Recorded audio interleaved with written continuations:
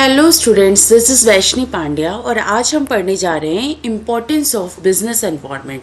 ठीक है, तो अभी तक हम लोगों ने features and characteristics of business environment पढ़ा था। आज हम देखते हैं कि इम्पोर्टेंस ऑफ बिजनेस एनवायरनमेंट क्या है, क्या फ़ायदे होते हैं बिजनेस एनवायरनमेंट को अच्छे से अगर हम उसकी जांच पड़ताल करते हैं, उसके बारे में नॉलेज ले ले तो। ठीक है, तो फर्स्ट इंपॉर्टेंस है, it enables the firm to identify opportunities and getting the first mover advantage. तो ये आपको एक अपॉर्चुनिटी देता है कि आप आइडेंटिफाई करिए बिजनेस एनवायरनमेंट से कि क्या चेंजेस आ रहे हैं। और नॉर्मल सी बात है, अगर एनवायरनमेंट में नेगेटिव चीज़ें होती हैं तो पॉजिटिव भी होती हैं, तो उन पॉजिटिव चीज़ों को आप अपने ऑर्गेनाइजेशन में अडॉप्ट करिए और आप उसका बेनिफिट उठाइए। और एक बात कही गई है यहाँ पे, first mover advantage. First mover advantage का क्या मतलब बताया गया है? फर्स्ट मूवर एडवांटेज का मतलब है भाई कि जो बिजनेस एनवायरनमेंट को बहुत अच्छे से उसकी जांच पड़ताल करेगा, उसके बारे में जानेगा, एनवायरनमेंट को काफ़ी अच्छे से उसको एनालाइज करेगा, जो भी वो ही फर्स्ट मूवर बनेगा, उस अपने ऑर्गेनाइजेशन में चेंजेस लाएगा। और जो पर्सन अपने ऑर्गेनाइजेशन में पहला पर्सन होता है अपनी इंडस्ट्री में चेंज लाने वाला, वही तो सबसे ज़्यादा बेनिफिट उठाता है ना।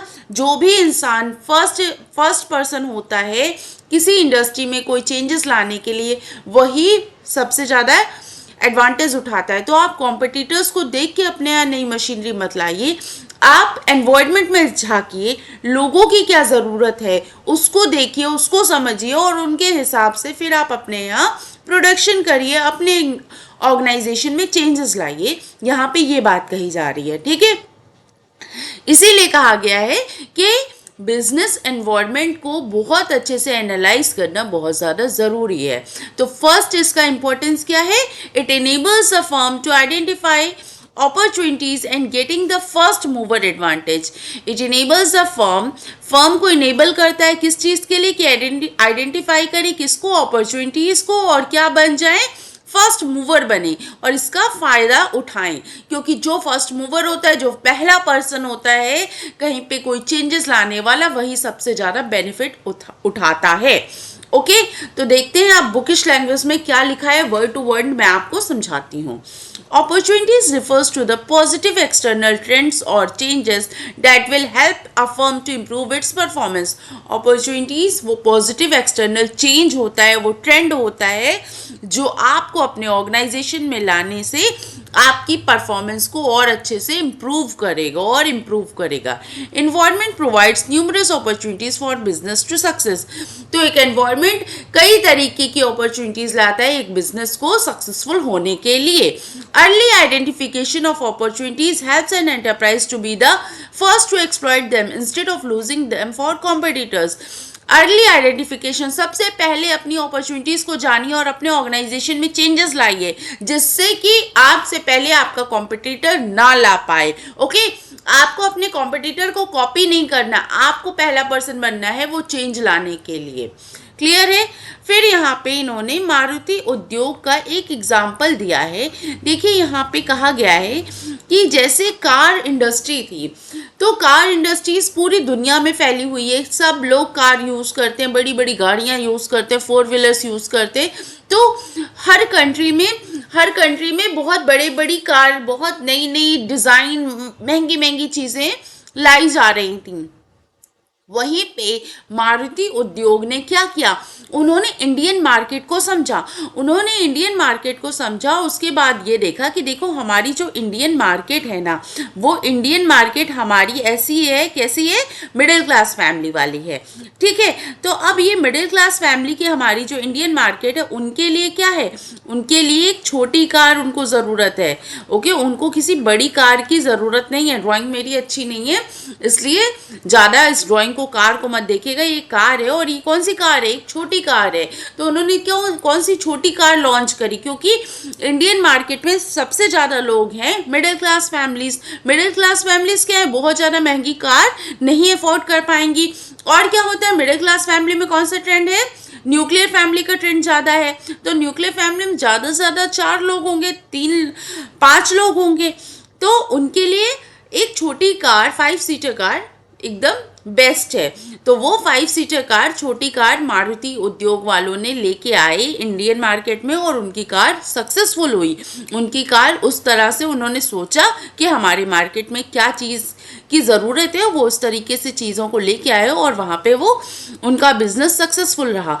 तो it enables a firm to identify opportunities and getting the first mover advantage में यही कहा गया है कि आप कुछ भी प्रोड्यूस करने से पहले आप अपने एनवायरनमेंट में देखिए कि एनवायरनमेंट की नीड क्या है, लोगों की ज़रूरत कहाँ है, जहाँ पे आप सामान बेचने वाले हो, सेल करने वाले हो, उन लोगों की क्या डिमांड है, वो कैसी सर्विस चाहते हैं, वो कैसे गुड्स चाहते हैं, और उनके हिसाब से आप सामान बनाइए तो आप ज़रूर ही सक्सेसफुल होंगे। तो सबसे पहले आपको अपने एनवायरनमेंट को एनालाइज करना है, वहाँ की क्या अपॉर्चुनिटीज़ हैं उनको देखना है और फर्स्ट मूवर बनना है वो चेंजेस लाने के लिए।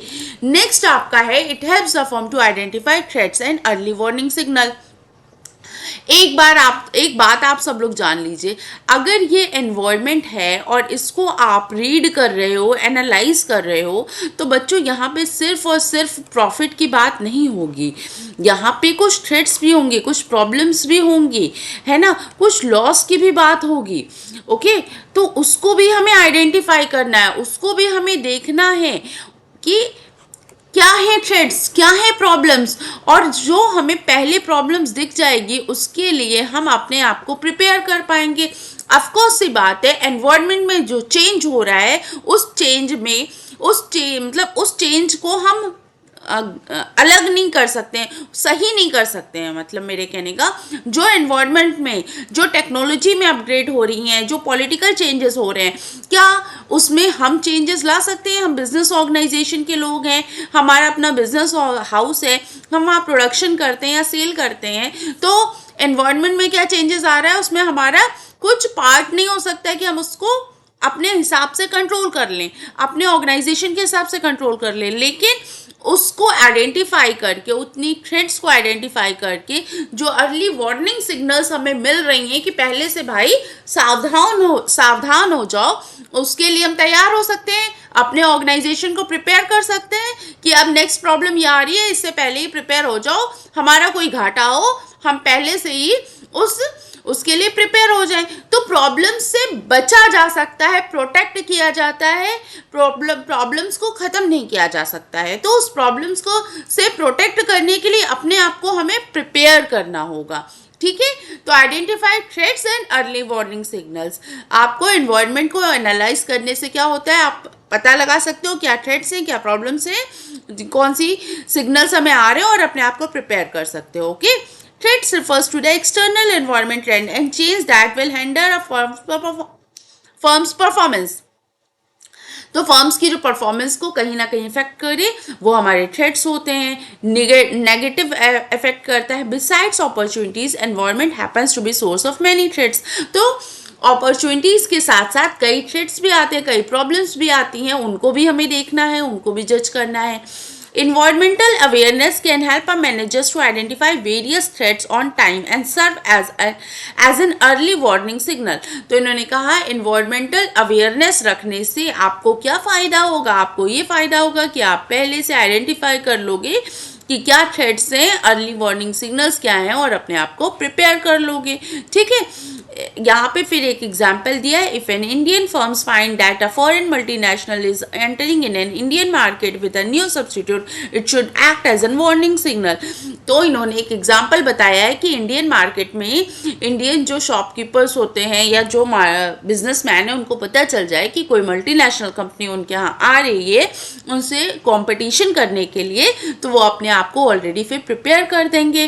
कैसे प्रिपेयर करेंगे ये भी यहाँ पे लिखा हुआ है। On the basis of this information, the Indian firms can prepare themselves to meet the threats by adopting such measures as improving the quality of the product। तो क्या करेंगे, वो अपने आप को प्रिपेयर कर लेंगे, वो अच्छे से अच्छा और अच्छा इंप्रूव करेंगे अपनी क्वालिटी में, कॉस्ट ऑफ प्रोडक्शन कम कर देंगे जिससे प्राइस कम हो जाए उनके प्रोडक्ट का, और काफ़ी अच्छी एडवर्टाइजिंग करेंगे जिससे कि हर एक बच्चे की माइंड तक वो एडवर्टाइज पहुंचे उनके प्रोडक्ट का और हर इंसान उनके सामान को खरीदना चाहे। ओके, तो ये आपका एग्जाम्पल था it helps the firm to identify threats and early warning signals. किस तरीके से बिजनेस एनवायरनमेंट को आपको एनालाइज करने से पता चल जाएगा आने वाली प्रॉब्लम्स क्या है और आप अपने आप को प्रिपेयर कर लोगे। जैसे कि इंडियन मार्केट्स के बिजनेसमैन ने मल्टीनेशनल कंपनी आने से अपने आप को प्रिपेयर कर लिया। ओके, नेक्स्ट हमारा है it helps in tapping useful resources. It helps in tapping useful resources में देखिए क्या कहा गया है कि हमें सब कुछ हमारे एनवायरनमेंट से मिलता है। ओके, अभी पढ़ते हैं और समझते हैं कि क्या कहा गया है। देखिए क्या बात होती है, ये हमारा बिजनेस है, ठीक है, ये हमारा बिजनेस है और यहाँ से हमें क्या मिलते हैं, हमें क्या चाहिए, एम्प्लॉयज़ चाहिए, हमें और क्या चाहिए, इन्वेस्टर्स चाहिए, ठीक है, और क्या चाहिए, हमें सप्लायर्स चाहिए, ठीक है, हमें ये लोग अपने बिजनेस के लिए चाहिए। और उसके बाद हम क्या करते हैं, गुड्स प्रोड्यूस करते हैं और सेल करते हैं, गुड्स सेल करते हैं। सेल करने के लिए कौन सेल करता है, कस्टमर्स सेल करते हैं, है ना। अब क्या होता है, हम ये एम्प्लॉयज़ को क्या देते हैं, सैलरी देते हैं, सैलरीज देते हैं। इन्वेस्टर्स को क्या देते हैं, रिटर्न देते हैं। सप्लायर्स को क्या देते हैं, मनी देते हैं। ये हमें सप्लाई करता है रॉ मटेरियल, तो हम क्या देते हैं, इनको मनी देते हैं, है ना। और फिर क्या करते हैं, गुड सेल करते हैं, गुड सेल करके हमारे पास कस्टमर्स आते हैं, कस्टमर हमारा सामान खरीदते हैं और हमें पैसे देते हैं। तो यहाँ पे आपको जो भी मैं समझा रही हूँ इसमें ये आपको इतना समझ में आ रहा होगा, हर इंसान हमें अगर कुछ देता है तो वो अपने प्रॉफिट के लिए देता है, वो रिटर्न में हमसे कुछ ना कुछ लेता ज़रूर है ना। जैसे कि एम्प्लॉयज़ हमसे सैलरी लेते हैं, इन्वेस्टर्स हमसे रिटर्न लेते हैं, सप्लायर्स हमसे पैसे लेते हैं, तभी अपना सामान देते हैं। तो हमें ये बातें पता है कि हमारे इन्वायरमेंट में जितने लोग हैं वो हमारी मदद करते हैं प्रोड्यूस करने में और उसके साथ साथ हमसे कुछ ना कुछ वो रिटर्न में लेते हैं। ओके, तो पढ़ते हैं क्या बात है और एक एक करके समझते हैं। Environment is a source of various resources for running a business. To engage in any types of activities, a business enterprise assemble various resources called inputs like finance, machine, raw materials, power and water, labor, etc. अब क्या कहा गया है, environment is a source of various resources. हमारा environment ही तो वो source है जो हमें वेरियस रिसोर्सेज प्रोवाइड करता है हमारे बिजनेस को चलाने के लिए। यही बात तो समझाई, हमारा एनवायरनमेंट ही वो रिसोर्स है जहाँ से हमें वेरियस ऑप्शंस मिलते हैं अपना बिजनेस चलाने के लिए। नेक्स्ट पॉइंट कह रहा है, to engage in any types of activities a business enterprise assemble various resources called.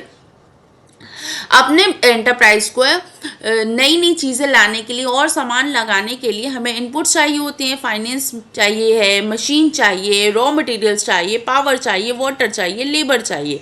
ये सब कहाँ से मिलता है हमें, ये सब हमें हमारे एनवायरनमेंट से मिलता है, from its environment including financiers, governments and suppliers. तो ये सब हमें जो है हमारे जो है एनवायरनमेंट से मिलते हैं। Okay, they decide to provide these resources with their own expectation to get something in return from the enterprise। अब इन सब का भी तो अपना अलग अलग मोटिव होता है। ये इनकी एक्सपेक्टेशन को, एक बिजनेस फर्म की एक्सपेक्टेशन को पूरा क्यों करते हैं, क्योंकि इनको पता है एंटरप्राइज से हमें भी रिटर्न में कुछ मिलेगा ज़रूर। The business enterprise supplies the environment with its outputs such as goods and services to customers, payment of taxes to government, return on financial investment to investors and so on। तो इसी तरीके से business enterprise क्या करता है, supply करता है environment में कस्टमर्स को, अपने गुड्स सप्लाई करता है, पेमेंट देता है गवर्नमेंट को, रिटर्न देता है फाइनेंशियल इन्वेस्टर्स को, है ना। ये सारी चीज़ें रिटर्न में एक बिजनेस एंटरप्राइज भी करता है। Because the enterprise depends on the environment as a source of inputs और resource of an outlet for outputs, it only makes sense that the enterprise design policies that allow it to get the resources that it needs so that it can convert those resources into output and the environment desires। तो कहा गया है हम सब कुछ अपना environment से ही लेते हैं, उसको आउटपुट में कन्वर्ट करते हैं, सारे रॉ मटेरियल्स को हम एनवायरनमेंट से लेते हैं, उसको आउटपुट में कन्वर्ट करते हैं और फिर हम उसको एनवायरनमेंट में दोबारा से सेल कर देते हैं। तो हम एनवायरनमेंट से ही सारी जो यूजफुल रिसोर्सेज होती हैं उसको हम अपने ऑर्गेनाइजेशन में लाते हैं। ओके, तो this can be better done by understanding what the environment has offer. तो हमें इस बात को समझना होगा कि हमारा एनवायरनमेंट हमें क्या ऑफर कर रहा है। अब बिजनेस फर्म है, आपकी फर्म है, आपको पैसे चाहिए, लेकिन भाई आपको कौन पैसे देगा? आपको इन्वेस्टर ढूंढ रहे हो, इन्वेस्टर कौन बनेगा आपके ऑर्गेनाइजेशन में? इस बात का आपको पता लगाना होगा ना कि कौन इतना पैसे वाला पर्सन है जो आपके ऑर्गेनाइजेशन में इन्वेस्ट कर देगा। आप ऐसे ही घर जाके हर किसी का दरवाज़ा थोड़ी खटखटा सकते हो ना, आप हर किसी का दरवाज़ा तो नहीं खटखटा सकोगे। इसके लिए आपको एनवायरनमेंट का पता लगाना होगा कि कौन आपके ऑर्गेनाइजेशन में आपका इन्वेस्टर बन सकता है, कौन आपका सप्लायर बन सकता है। ये सब चीज़ें आपको एनवायरनमेंट से देखनी होगी, एनालाइज करनी होगी, समझनी होगी, तभी आप अपना बिजनेस ऑर्गेनाइजेशन चला पाओगे। वही बात इन्होंने कही है, it helps in tapping useful resources. Next है आपका, it helps in coping with rapid change. It helps in coping with rapid changes. और क्या बताया गया है? It helps in coping with rapid change में क्या मतलब है कहने का? मतलब यह है कहने का, इन्वायरमेंट काफ़ी जल्दी जल्दी हमारा चेंज हो रहा है। कोई भी चीज़ें किसी एक particular point of the time पे टिकी नहीं हुई हैं। कोई फैशन है, फटाफट आ रहा है, फटाफट जा रहा है। कोई टेक्नोलॉजी है, फटाफट आ रही है, फटाफट जा रही है। तो हमें अपने ऑर्गेनाइजेशन में डायनेमिक होना पड़ेगा, इन सब चीज़ों का पता लगाते रहना पड़ेगा। अब आप कुछ पढ़ते ही नहीं हो, कुछ जानते ही नहीं हो, न्यूज़पेपर से न्यूज़ से आपको कुछ मतलब ही नहीं है, एनवायरनमेंट का आपने पता ही नहीं लगाया, आप अपनी धुन में कुछ भी प्रोड्यूस करे जा रहे हो, तो आपको लगता है उसकी सेल होगी? बिल्कुल भी नहीं होगी। आपको सेल बढ़ाने के लिए अपने एनवायरनमेंट को पढ़ना पड़ेगा, समझना पड़ेगा, एनालाइज करना पड़ेगा। ओके, तो आपके यहाँ पे क्या लिखा है देखते हैं। Today's business environment is getting increasingly dynamic where changes are taking place at a fast pace. वही बात, बहुत जल्दी जल्दी चीज़ें चेंज हो रही है। It is not the fact of change itself that is so important as the pace of change. Turbulent market conditions, less brand loyalty, division of subdivisions of markets, more demanding customer, rapid change in technology and intense global competition are just a few of the images used to describe today's business environment. आज का business environment क्या है? कोई brand loyalty रह गई है? लोग पहले कहते थे मैं लिवाइस की चीज़ें जीन्स पहनता हूँ, मैं लिवाइस की टी शर्ट पहनता हूँ। फिर क्या हुआ? इतनी ढेर सारी ब्रांड है, लोग जाते हैं मॉल में या कहीं भी आप जाते हो मार्केट में, हर ब्रांड का अपना स्टोर है। तो आप क्या सोचते हो? अरे यार ठीक है, इसकी बहुत पहन ली है, इस ब्रांड की देखते हैं। अब और कोई ब्रांड यार एक्सप्लोर करते हैं, इतनी तो मार्केट में ब्रांड है ना। तो क्या है, ब्रांड लॉयल्टी नहीं रह गई। पहले के लोग क्या कहते थे, नहीं मैं अगर बाटा के शूज़ पहनता हूँ तो सिर्फ और सिर्फ बाटा के शूज़ पहनूंगा। आज के टाइम में बाटा के अलावा इतनी खुद की ब्रांड इतनी आ गई है, मेट्रो, मोची, कि कोई सिर्फ और सिर्फ बाटा पे कैसे टिका रहेगा, है ना। तो सबसे पहली बात ये कह रहे हैं कि फटाफट चेंज हो रहा है। दूसरी बात क्या है, फैशन में चेंज हो रहा है। आज अगर क्रॉप टॉप सेल हो रही है तो तुरंत ही 4 दिन बाद आपकी लॉन्ग टॉप आ जाएगी, फिर उसके बाद शॉर्ट टॉप आ जाएगी, है ना। फिर उसके बाद क्या है, स्लीवलेस का फैशन हो जाएगा, फिर क्या है, ऑफ शोल्डर आ जाएगा। तो पता नहीं क्या क्या फैशन फटाफट चेंज हो रहा है। प्लाजो से फिर पैंट आती है, फिर क्या होता है, आपके नॉर्मल डेनिम्स चलती हैं, फिर डैमेज जीन्स चलती है। तो मतलब फटाफट चीज़ें चेंज हो रही हैं, उसके हिसाब से आपको देखना है, अपने आप को चेंज करना है। टेक्नोलॉजी 3G आया, 4G आया, 5G आया।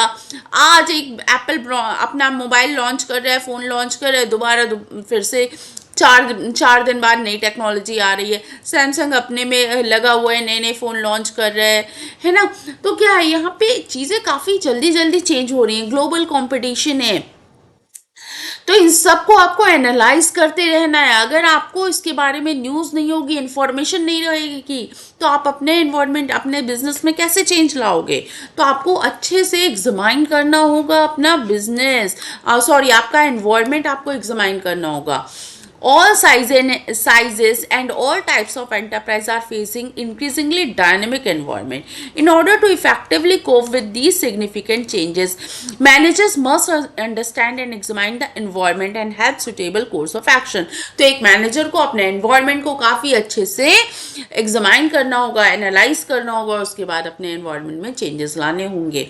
Okay, next point है हमारा, it helps in coping, it helps in assisting in planning and policy formulation. ठीक है, तो आपको क्या है, ये पॉलिसीज फॉर्मुलेशन करने में भी काफ़ी मदद करता है. Since environment is a source of both opportunities and threats for a business enterprise. जैसा कि हम लोगों ने देखा है कि एनवायरमेंट क्या है, अपॉर्चुनिटीज़ की भी बहुत ढेर सारी अपॉर्चुनिटीज़ भी हैं आपके एनवायरमेंट में और काफ़ी ज़्यादा थ्रेट्स भी हैं, मुश्किल भी है, प्रॉब्लम्स भी है ना. It's understanding and analyse can be the basis for deciding the future course of action.